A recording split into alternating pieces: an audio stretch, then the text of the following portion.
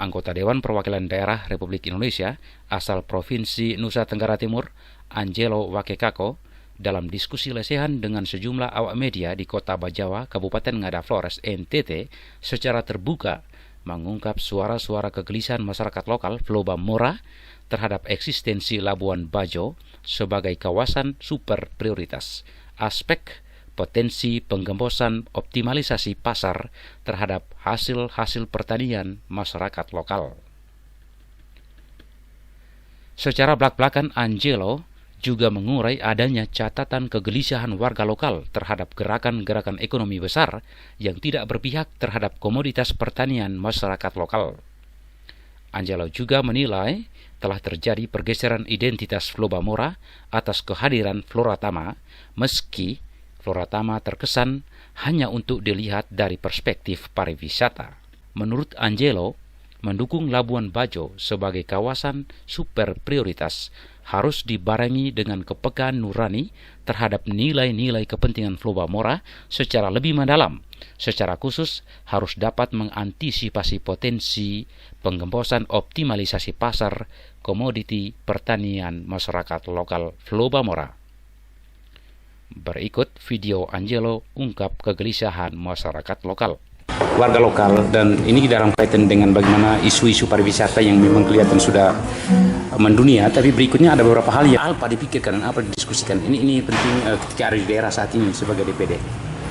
Apa yang bisa disampaikan?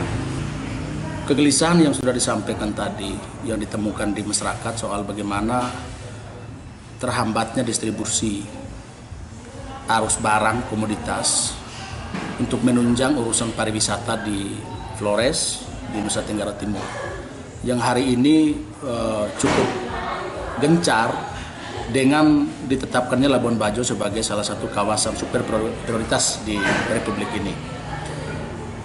Dan dalam kaitan ini kita tahu bersama bahwa 2022 akan diselenggarakan pertemuan para pemimpin negara maju di dunia yang tergabung dalam G20.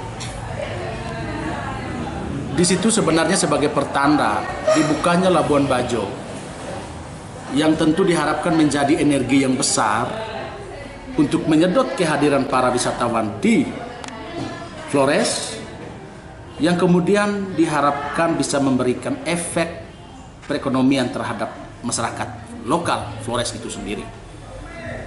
Tapi dengan realitas tersumbatnya arus distribusi barang komoditas pertanian khususnya sebagai salah satu buffer dalam mendukung pergerakan pariwisata di sana, tentu bisa kita temukan melalui gerakan-gerakan ekonomi yang tidak berpihak terhadap kepentingan masyarakat lokal.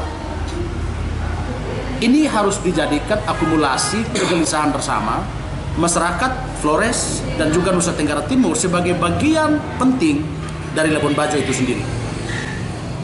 Ada satu hal yang menurut saya terjadi pergeseran identitas kita sebagai orang Nusa Tenggara Timur. Dengan beberapa waktu yang lalu, banyak gerakan yang kemudian menggeser konsepsi kita sebagai orang Nusa Tenggara Timur dari Floba Mora sebagai Flores, Sumba Timur, dan Alor yang merupakan identitas kebanggaan kita sebagai orang NTT. Hari ini ada istilah baru yang namanya Floratama dengan menggabungkan Bima sebagai bagian dari entitas di Nusa Tenggara Timur, walaupun mungkin untuk kepentingannya pariwisata.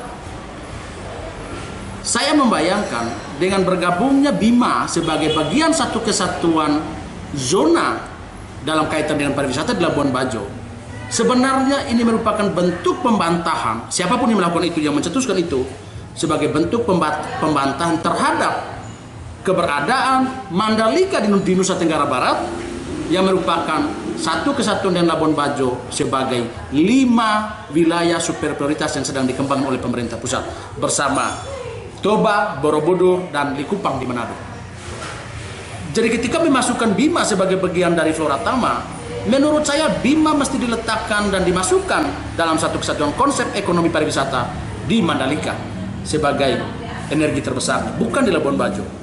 Labuan Bajo biarkan bergerak dan menjadi satu kesatuan dalam konsepsi Floba Mora yang sudah mengurat akar hidup lama dalam sebuah benak pikiran anak Nusa Tenggara Timur.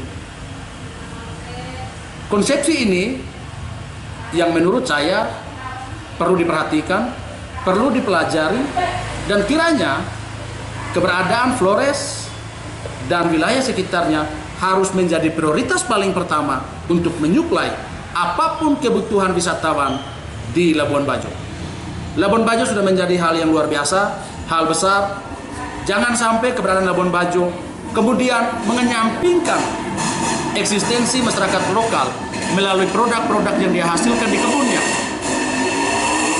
Kita sadar bahwa orang Nusa Tenggara Timur belum tentu bisa membangun fasilitas penginapan, hotel, megah, dan lain-lain di Labuan Bajo. Tetapi orang Nusa Tenggara Timur, orang Flores khususnya yang merupakan satu kesatuan orang Manggarai khususnya yang lebih dekat dengan pusat di Labuan Bajo, harus memastikan bahwa isi dalam hotel yang ada di Labuan Bajo, makanan-makanan dalam hotel sebisa mungkin dimaksimalkan, diambil dari tanah-tanah yang ada di Flores, yang diolah oleh tangan-tangan kasih orang Flores. Biarkan barang-barang itu yang ada di sana. Kita tidak bisa membiarkan pasar bebas terjadi. Dalam konsepsi persaingan di Labuan Bajo, proteksi pemerintah terhadap masyarakat lokal, terhadap komunitas lokal menjadi prioritas paling pertama. Pemerintah memang tidak berdagang, tapi pemerintah harus memastikan terdistribusinya barang dari kampung-kampung pelosok di Flores ini masuk dan memenuhi standar sebagai pariwisata premium yang ada di Labuan Bajo. Itu yang mungkin paling pertama. Sehingga dua hal, secara ekonomi tentu menjadi prioritas, dan yang kedua secara narasi sebagai orang Floba Mora, saya pikir hari ini apa kita perlu mendiskusikan ulang dengan ada sebuah konsepsi baru tentang Flora Tama ini, yang hari ini dilakukan dalam kerangka menunjang keberadaan Labuan Bajo sebagai pariwisata super premium. Apakah anak-anak NTT, anak-anak Flores belum berusaha begitu banyak? Saya pikir temuan teman-teman di lapangan soal kegelisahan para petani, bahkan petani milenial yang hari ini sedang gencar-gencarnya membangun kembali lahan-lahan tidur, sudah menemukan kesulitan akan terdistribusinya barang mereka untuk bisa masuk di Labuan Bajo sebagai sebuah kawasan super premium. Apakah orang kita tidak bekerja? Mereka bekerja. Tapi bagaimana tugas kita untuk menjembatkan dan menghubungkan ini? Saya pikir ini menjadi penting, atensi untuk kita semua, bahwa pariwisata Labuan Bajo harus benar-benar memberikan dampak terhadap keberadaan masyarakat lokal. Saya pikir itu. Lalu mungkin berikutnya, apakah bisa jadi ini dijawab dengan adanya MOU para bupati? Ya. Sudah terjadi. Mungkin ada apa catatannya untuk MOU itu gitu? Ya. Untuk kepala daerah. Berkaitan dengan MOU antara Badan Otorita BOP ya, Badan Otorita Pariwisata Labuan Bajo dengan semua bupati. Yang saya sayangkan itu adalah itu, konsepsi awalnya adalah Flora Tama. Sehingga bukan bupati di Flores saja yang melakukan MOU dengan Badan Otorita Pariwisata Labuan Bajo, tapi juga ada Bupati Bima di sana. Perlu kita cek berapa banyak barang, berapa banyak hasil komoditas dari masing-masing kabupaten itu yang sudah terdistribusi ke sana. Itu perlu dicek secara kuantiti dan juga secara kualitas. Karena MOU itu dilakukan semua. Karena konsepsi awalnya Flora Tama. Flora Tama ini jadi menurut saya kesalahan persepsi di awal itu yang sudah ya mengharuskan terjadi seperti ini. Itu. Saya ingin mengecek juga dan meminta klarifikasi tentunya kepada Badan Otorita Labuan Bajo, apa dasar hukum memasukkan Bima dalam satu kesatuan kawasan dengan Flores dalam kerangka mendukung pariwisata di Labuan Bajo. Pertanian milenial Nagekeo, apa yang sejauh ini yang dilakukan di lapangan soal? Oke, yang pertama itu saya mau jelaskan bahwa kemarin itu pemerintah mengeluarkan instruksi untuk membentuk duta petani milenial di seluruh Indonesia. Nah, dari instruksi itu kemudian lahirlah banyak petani milenial termasuk di kabupaten-kabupaten di Flores. Saya salah satunya yang menjadi duta petani milenial Kabupaten Akeo. Alasannya tidak sederhana, saya juga berusaha lewat pertanian hortikultura. Dan hari ini kebun saya sudah menghasilkan hortikultura. Justru kegelisahan kami hari ini, kami kemarin berpikir bahwa BOP itu, MOU yang ditantang oleh pemerintah daerah dengan BOP itu adalah yang segar. Tapi rupanya ketika kami panen, kami justru kebingungan kemana hasil pertanian kami ini akan dijual. Nah, kami harus berjuang sendiri, spekulasi di pasar-pasar, pagi sampai sore. Sedangkan hasil pertanian kami banyak. Misalnya di kebun beberapa kelompok tani yang kami punya, itu satu hari satu orang bisa hasilkan di atas 50 kg satu minggu. Nah, kalau kita pakai pasar lokal, maka itu kebutuhannya tidak pas. Karena kelebihan kapasitas, kelebihan cabai. Contohnya cabai. Yang jadi soalnya di situ. Terus hasilnya mau jual kemana? Kami berharap pemerintah bukan hanya menggagas untuk adanya duta petani milenial atau petani lokal atau apapun itu. Kami berharap setelah dibentuk, ya pemerintah wajib untuk mengawal hasil pertanian ini mau dijual kemana. Itu yang kami harapkan. Kami gelisah karena kami tidak mampu bersaing. Nah, sekarang kita lagi menggerakkan itu petani milenial yang bergerak di bidang hortikultura, lebih khusus ke organik. Nah, organik ini sekalipun tidak bisa kami jual kalau harga pasar seperti ini. Jadi kami itu berharap, saya khususnya dengan teman-teman kami yang bergerak dilabeli sebagai duta petani milenial, berharap pemerintah itu perhatikan juga bagaimana kami bisa mendistribusikan hasil-hasil ini ke daerah. Kami juga cukup kecewa. Kita semangat tanam, mereka dukung kita. Ini kamu tanam, silakan tanam, jangan tidur. Nah, giliran kita tanam, kita bingung sendiri. Ini mau jual kemana barang ini? Hasil akhir ya sudah mungkin agak lemah juga nanti kita pada akhirnya. Loh, kalau kami tanam, kita buang waktu, buang tenaga, energi, anggaran semua, tapi pada akhirnya hasil tidak berbanding sebalik dengan usaha kita. Ngapain juga begitu? Ini kalau kegelisahan kami sebagai orang muda, khususnya duta petani milenial itu berharap pemerintah bisa memperhatikan ini. Lalu ini sudah bagaimana? Pernah dilemparkan ketika uji market ke Labuan Bajo misalnya dalam kaitan ini? Nah, seperti apa ceritanya? Oke, kalau ke Labuan Bajo ini kita kesulitan untuk mendeteksi siapa pelaku pasar sebenarnya. Yang jelas itu mama meleleh. Nah, tapi kita sulit masuk ke sana, sulit akses ke sana. Kenapa?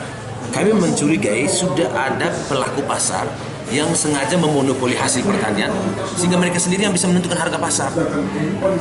Sekarang saya kasih contoh.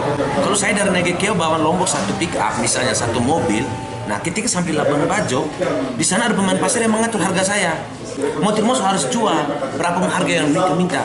Kenapa? Dia biaya produksi dan kemudian biaya distribusinya, saya sudah kalah, saya sudah rugi secara ekonomis. Mau tidak mau saya jual yang harga murah. Ini kan masalah. Saya berharap kalau pemerintah mengatur ritme ini sehingga ya sudah ketika kami tanam walaupun jauh loh dari Nagekeo ke Labuan Bajo, setidaknya kami bisa mendapatkan hasil. Bukan untung besar sekali tapi minimal mengembalikan pokok kami sehingga ketika kami berasa kami berusaha itu ada hasilnya. Jadi kami itu melihat jangan sampai ada pemain pasar segelintir orang yang mengatur harga pasar ini. Sehingga mereka memboikot semua hasil pertanian, menjual kemudian dengan harga yang sangat rendah. Saya kasih contoh di Maumere. Maumere itu jual yang harga rendah. Nah, sekarang di Nagekeo, bisa juga di Bejawa.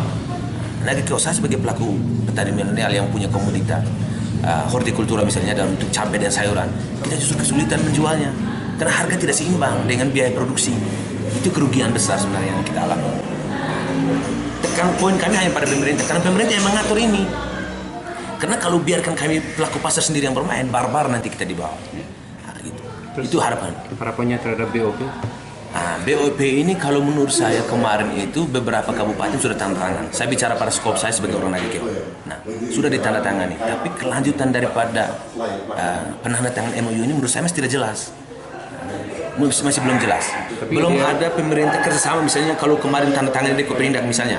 Belum ada Pemda itu yang datang ke kita. Oke, hasil kalian berapa nih? 1 minggu. Kita siap pasok ke sana. Belum ada. Justru hari ini kami dibiarkan liar bebas bermain di pasaran. Sebelumnya yang bisa Anda harapkan dari adanya BOP-nya? Harapan kita kan BOP ini kan kebetulan Labuan Bajo ini menjadi wisata premium, banyak wisatawan asing yang datang sehingga hasil pertanian kita itu bisa terjual ke sana. BOP itu bisa menampung hasil-hasil hortikultura, pertanian dan apapun itu dari kita ini yang dari daerah Flores ini. Itu harapan kita. Nah, sehingga nilai jualnya bisa lebih. Karena kalau kita spekulasi di pasar lokal, memang tidak mungkin kecuali kita tanam dalam jumlah kecil. Kalau kita tanam dalam jumlah besar, maka hasil produksinya juga dalam jumlah besar. Harapan kita adalah ini bisa dijual. Nah, dan BOP itu pintu masuknya untuk ke sana. Karena begini, kami punya prinsip, kami menanam. Terus kami yang menghasilkan. Nah, kami berharap hasil itu juga bisa memuaskan kami untuk meningkatkan ekonomi kami. Kami tidak berharap muluk-muluk dengan pemerintah untuk memberikan uang. Kami minta pemerintah untuk memfasilitasi kami agar hasil yang kami hasil pertanian yang ada di kami ini bisa terjual. Kami mengabarkan, Anda memutuskan.